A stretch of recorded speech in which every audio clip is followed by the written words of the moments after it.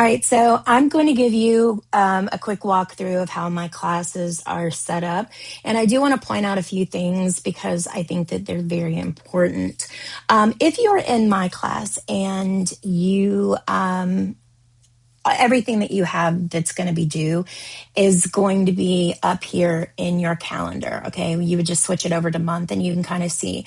I also put in when things like the colleges and stuff are, going to be closed and whatnot so that you know.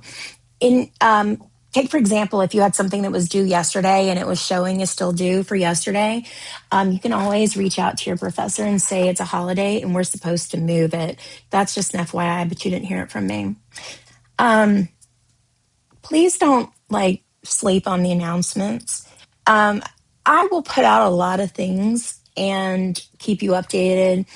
I will also have updates that are going to come out and let you know things like if something's closed or if any kind of scheduling changes have been made.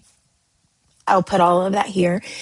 I also will put any kind of errors that might be coming up that everybody's getting so that I can let you know, don't freak out. We're aware it's being handled, all of this here. Just so you know, on this and everything else, it tells me who opens it and who doesn't. So just know I'm watching.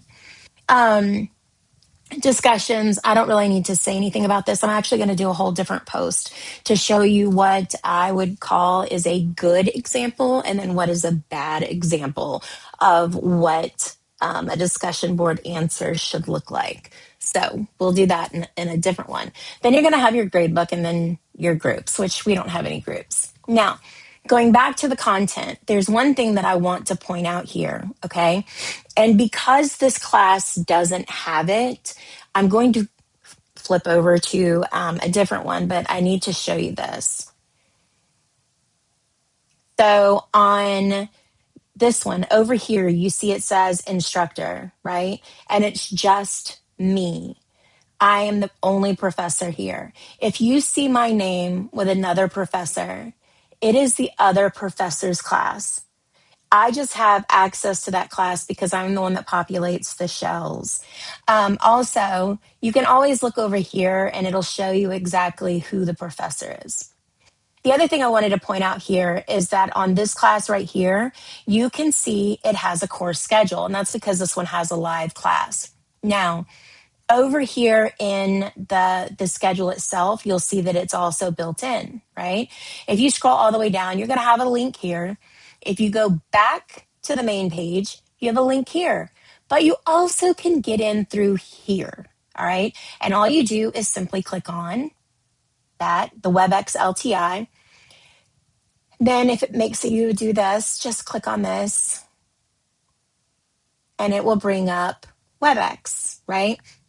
So this right here will tell you the next one. So if we were on the 22nd and I wanted to join this class, I would click on this one. But if I'm looking for a previous lecture, I would go up here to completed and I would click here to watch it. Okay. Also change your dates, do whatever you need to do there. Now, each class is set up relatively the same. You have the welcome, you have the start here, the modules, the Dropbox, professor availability, and the help. Okay, the welcome section is going to have the course overview. Now, I do want to point out right here. See this? You have to. You'll see what I mean when we come back, but it's going to give you like a little half moon. I'll show you in a second. This part of the class is going to give you an overview of what to expect in this class and the percentages for each one of the items for your class. Okay. Now, going back out, you see it has a little half moon. You can mark it as complete. You can keep it. It doesn't matter. It has to do with this right here. Now, your next part is going to have your syllabus. Please just click on that and it will drop it down, or you can click here to download it. And then down here on your objectives, these are the things that you can expect to, that you should know by the end of this course, all right? All right, then we have the no-show. Again, it's mandatory. It's something that you have to get done. It is simply just clicking into the class and doing it. It is going to cut off at a certain day. So make sure that you look at the time and everything else. After the no show date has passed, that's going to disappear altogether. Now, your course content is going to be set up into the individual modules all the way down. Okay. And the modules are going to have a lecture.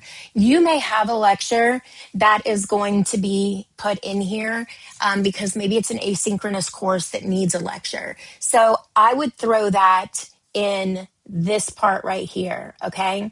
I would just put something down here that says click here to watch, the lecture for module 1, and then you can watch it from there. All of your readings, it's going to have your reading assignment, and then it's going to have the PowerPoint from the publisher. You will find that in a lot of the classes that I teach, I tried to make my own PowerPoints, and that's just because I wanted to expand on what was being talked about.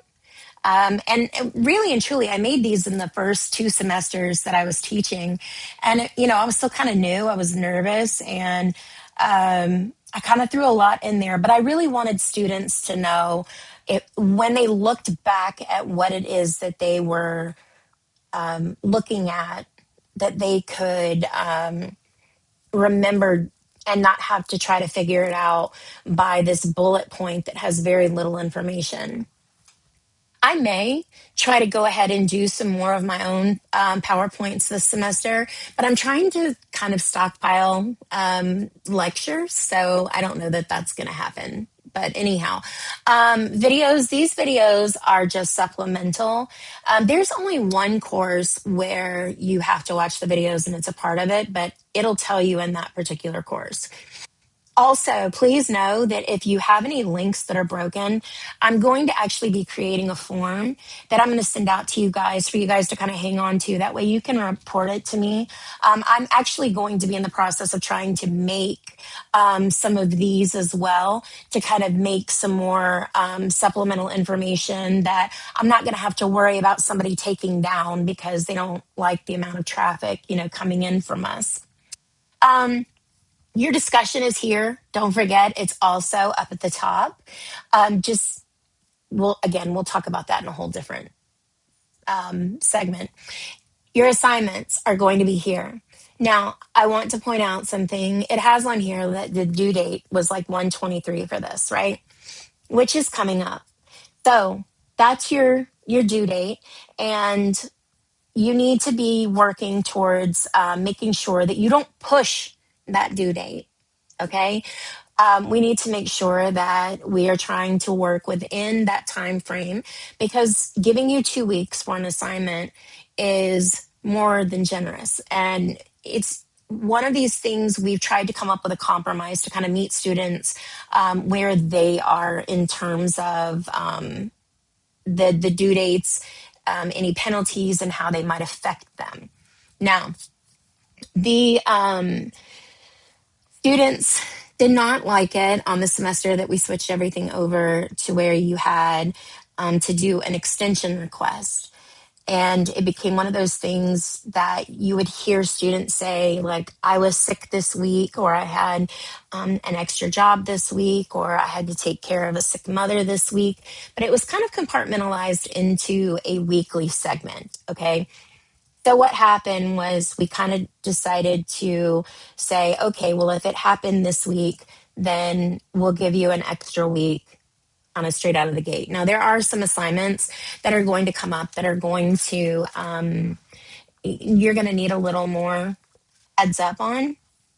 And so that's going to start being built in. Unfortunately, this is going to be the first semester that we're doing that again. And so I'm going to have to be building them in as we go. So I don't have an example of what I can show you right now that would look like. But basically, it's going to link to the assignment and give you the information that you should, need. Then we have the miscellaneous Dropbox. I have all my assignments set to where you can only turn it in one time. Okay. And there's a reason for that. And it has everything to do with the fact of how it looks to me when I'm grading. Blackboard, as it stands right now, does not give me the option to like clear out if there is a previous attempt. So what it does is it makes it, I have to like grade both of them, and I have to make sure that I tell it which one I want it to keep. When in reality, it's become easier to have you just drop it in the revised assignments folder, and then I can go and plug in the proper grade there. So that way it's giving me a new flag. If you turn it in twice into a regular Dropbox, it does not tell me. But I clean out that revised assignments folder, and make sure that I zero those out, and it's fine. And those zeros don't go towards your grade or anything, so they're not going to affect you. Um, the quiz and exam revision.